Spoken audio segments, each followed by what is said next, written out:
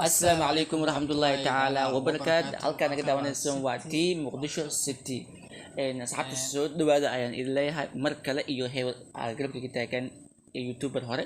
gaashaale markade wixii faahfaahinaysa idin sii gudbi doonaa.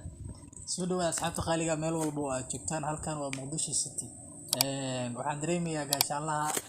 inuu ahaa rugcadaha hore YouTuber ah ka fariistay baraha bulshada laakiin hadda tan waa soo rogaal celiye xagee maanta fadhiya oo aan ka muuqdaa Muqdisho City. waxaan ku soo dhaweynayaa saaxiibkii Rose Maharaj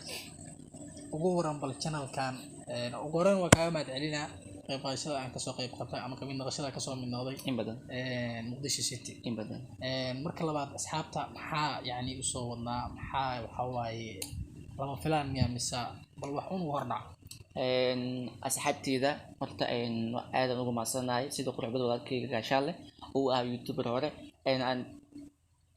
shacabka waxaan u soo wadnaa barnaamijyo badan oo xiiso geliya oo kamid ah pranki vlogyo riwaayad short ah iyo waxyaabo badan ay jeceshihiin iyo ma fahantaa idin soo wadnaa weliba laga soo duwaa wadamada dacladooda xitaa aan soo koobi karin marka waxaa idin rajeynaa asxaabteyda haddii xitaa fikradihiina waa soo codsan kartiin commentiga